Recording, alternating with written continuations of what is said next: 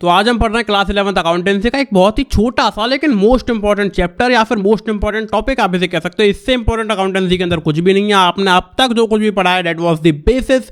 उससे होता क्या अल्टीमेटली बिजनेस के अंदर, उससे अकाउंटिंग के अंदर होता क्या है, वो अल्टीमेट काम यही होता है। तो ये चैप्टर है अपना फाइनेंशियल स्टेटमेंट। इसके बारे में अभी अपन पढ़ रहे हैं। ये क्या होते हैं, क्यों होते हैं, कैसे बनते हैं, कितने होते हैं, क्या क्या चीज़ें इसके अंदर होती हैं, इसके क्या फ़ायदे हैं, ये सब हम इस वीडियो के अंदर जानेंगे। तो शुरुआत करते हैं इसके इंट्रो के साथ। देखो फाइनेंशियल स्टेटमेंट क्या होता है, बहुत ही आम भाषा में बताऊंगा तुम्हें, मुझसे ज़्यादा आसानी से तुमको किसी ने एक्सप्लेन नहीं करा होगा क्या होता है। देखो भाई बहुत आसान है फाइनेंशियल स्टेटमेंट। देखो दो होंगे, तुम्हें दो तरह के फाइनेंशियल स्टेटमेंट देखने के लिए मिलेंगे, दो चीज़ें मतलब देखने के लिए मिलेंगी। ठीक है, ये बना दिया, ये कुछ ऐसा होता है, ये दो टुकड़ों में डिवाइडेड है इस तरह से, यहाँ पर एक लाइन बनी हुई है। ओके, एंड ये है, ये भी कुछ इस प्रकार से ही है, ऐसे ही दो पार्ट्स में डिवाइडेड है। ठीक है, लेकिन यहाँ पे बीच में और एक लाइन है। ये क्या है, इनका क्या काम है, यही है भैया तुम्हारे फाइनेंशियल स्टेटमेंट। देखो इसे अपन कहते हैं trading and P&L account. Okay, ये तो एक अकाउंट है, लेकिन इसे अपन कहते हैं बैलेंस शीट, जो कि एक स्टेटमेंट है। Okay, balance sheet. Trading and P&L account के अंदर क्या आता है, ये रही इसकी डेबिट साइड, ये रही इसकी credit side. Trading and P&L account के अंदर तुम पूछोगे भाई सब क्या आता है। देखो ये जो तुम्हारा पार्ट है ये है trading account. Okay, trading account.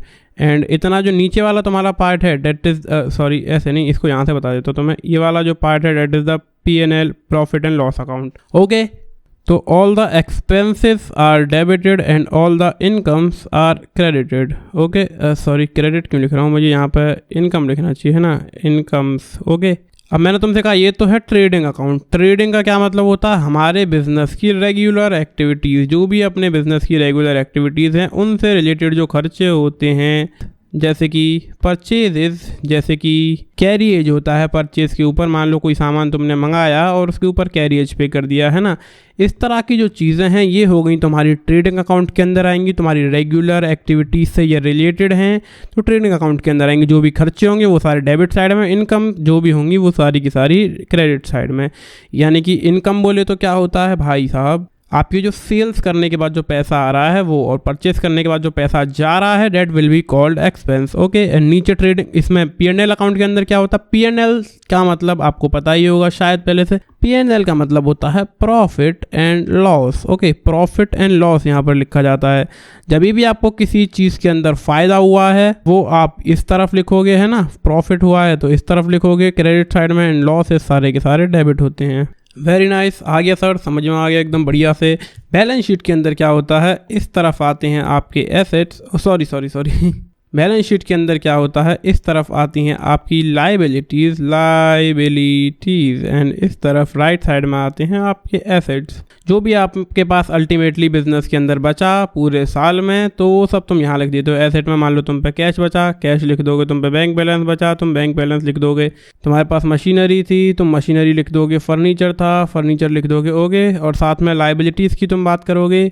तुम्हारे पास बिल्स पेएबल थे, बिल्स पेएबल होती हैं तुम्हारी लाइबिलिटीज़, तो तुम इस तरफ लिख दो। कैपिटल तुम पे रही, कैपिटल भी एक लाइबिलिटी होती है, सबसे ऊपर कैपिटल ही लिखी जाती है। वैसे तुम लिख के इधर भी सकते हो, दिक्कत कुछ नहीं, लेकिन ठीक है। कैपिटल में से तुम ड्राइंग्स माइनस कर दो, क्योंकि ड्राइंग्स जो हैं इसमें से माइनस होती हैं। इसमें तुम नेट प्रॉफिट को कर देते हो ऐड, इस तरह से कुछ बनती है तुम्हारी बैलेंस शीट। लेकिन तुम्हें नेट प्रॉफिट ये सब नहीं पता, अभी मैं बता दूंगा तुम्हें क्या होता है।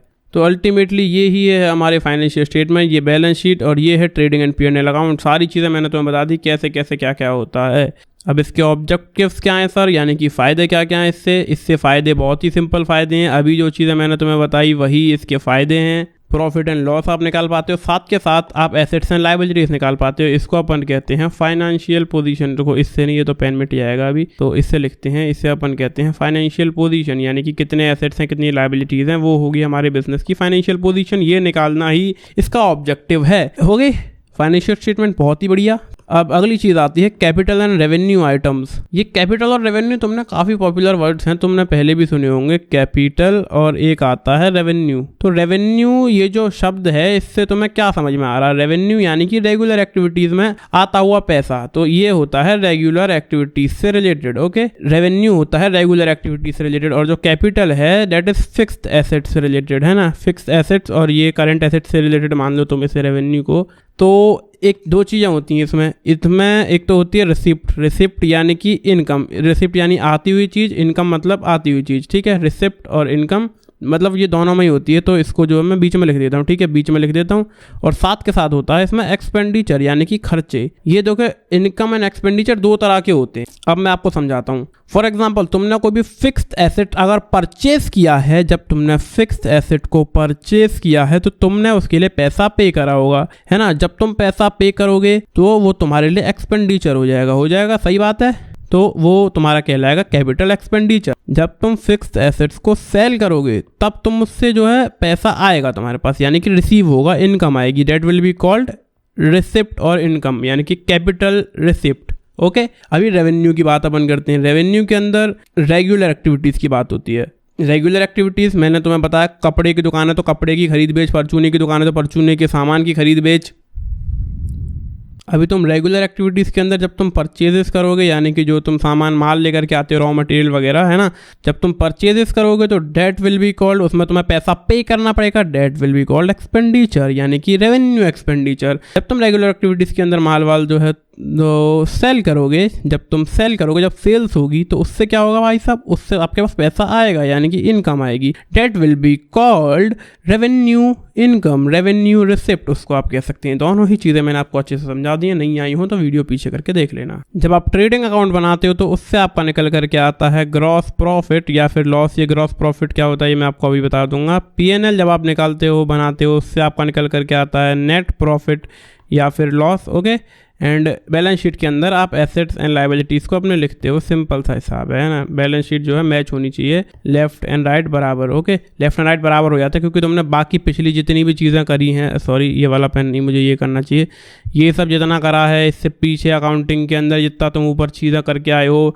जर्नल हो गया तुम्हारा, लेजर हो गया, ये सब चीज़ें जब तुमने बनाई हैं, लेजर के बाद तुमने ट्रायल बैलेंस बनाया, ट्रायल बैलेंस के बाद तुमने जो है ये ट्रेडिंग एंड पीएनएल बनाए हैं, ट्रेडिंग एंड पीएनएल तुमने बनाए हैं। इसके बाद अल्टीमेटली तुम्हारी बनती है बैलेंस शीट। तो बैलेंस शीट का जो लेफ्ट एंड राइट साइड है वो बराबर होना चाहिए। ओके, अब तुम्हारे यहाँ पर मुझे पता है डाउट क्या है, ये ग्रॉस प्रॉफिट लॉस और नेट प्रॉफिट लॉस क्या है। अब देखो समझना, तुमने कोई भी रेगुलर एक्टिविटी करी, सेल्स करी अपने सामान की, ठीक है, सेल करी और परचेज भी तो तुमने करी होगी सामान। सेल में से जैसे तुम परचेज माइनस करोगे तो क्या निकल कर के आएगा, सेल्स में से परचेजेस जब अपन माइनस करते हैं तो क्या निकल के आता है गाइस, सेल ज़्यादा परचेज कम, तो निकल कर के आता है प्रॉफिट निकल के आता है कि नहीं। तो वही प्रॉफिट होता है हमारा gross profit. Okay, and net profit क्या है, नेट इज समथिंग लाइक सब कुछ, पूरा का पूरा प्रॉफिट। एक चीज़ मैंने तुम्हें बताई, फिक्स्ड एसेट्स भी यहाँ पर एक चीज़ होती है,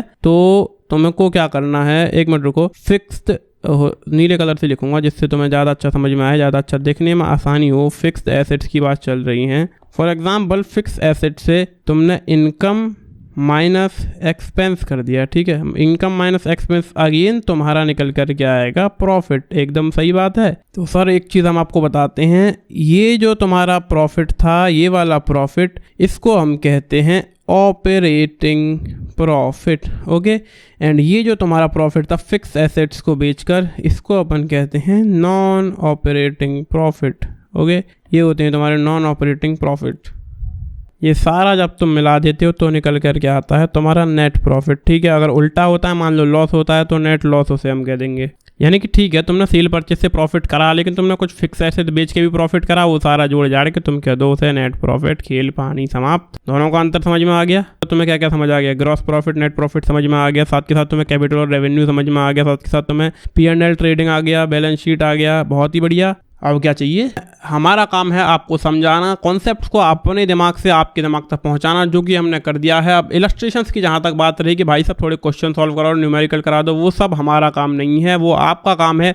आप बुक खोलो, खुद से समझो, खुद का दिमाग मारो, करो, सॉल्व करो। सोल्यूशन ना आए तो इंटरनेट से चेक करो सोल्यूशन, जब जाकर तुम्हारी बात बनेगी। खुद से जाओ, बुक खोलो, ट्रेडिंग एंड P&L अकाउंट बनाओ, बैलेंस शीट बनाओ, कैसे बनता है, क्या फॉर्मेट है, वो सब तुम अपने आप देख लो बुक के अंदर, खुद से एग्जाम्पल देखो, खुद से करो, खुद से मेहनत करो। मैंने तुम्हें शब्दों के मतलब समझा दिए हैं क्या होते हैं, एंड कायदे में एक टीचर का काम यही होता है। बाकी तुम्हें कोई डाउट आएगा तो मैं डेफिनेटली सॉल्व कर दूंगा, तुम कमेंट में पूछ लेना। तुम चाहोगे मैं एक और इस पर वीडियो बना दूंगा। इसके अलावा और एक टॉपिक हमारा इसके अंदर बचता है, वैसे एक और चैप्टर हो गया तुम्हारा, ऐसे समझ लो एक और चैप्टर हमने इसके अंदर जोड़ दिया, that is adjustment in financial statement. Financial statement के अंदर कुछ एडजस्टमेंट भी करे जाते हैं, जैसे closing stock, outstanding expenses, prepaid expenses, outstanding income हो गया, इनकम रिसीव्ड इन एडवांस हो गया, depreciation, bad debts, provision for doubtful debts, provision for discount on debtors हो गया, मैनेजर्स कमीशन हो गया, इंटरेस्ट ऑन कैपिटल हो गया, साथ के साथ गुड्स डिस्ट्रीब्यूटेड एज सैंपल्स यानी कि दे दिए होंगे, ठीक है, तो उनको भी जो है एडजस्ट करना होता अपने स्टेटमेंट वगैरह के अंदर, है ना।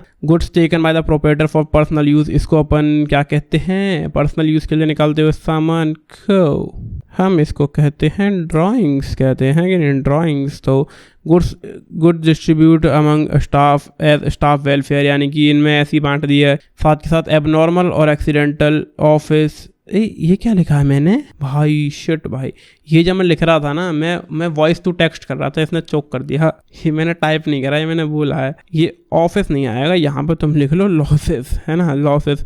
ये सब चीज़ें अपने को, ये सारे के सारे आइटम जो है फाइनेंशियल स्टेटमेंट के अंदर एडजस्ट करने पड़ते हैं। कैसे करने पड़ते हैं मुझे नहीं पता, मतलब मैं नहीं बता रहा, तो मैं अपने आप बुक में देखो और खुद से करो अपने साइड से। जब तक आप मेहनत नहीं करेंगे, कुछ खुद नहीं करेंगे, अकाउंटेंसी आपको कुछ समझ नहीं आएगा। सब पूछते रहते हैं भाई अकाउंटेंसी पे वीडियो लंबे क्यों नहीं बनाते, अकाउंटेंसी के इलस्ट्रेशन क्यों नहीं कराते।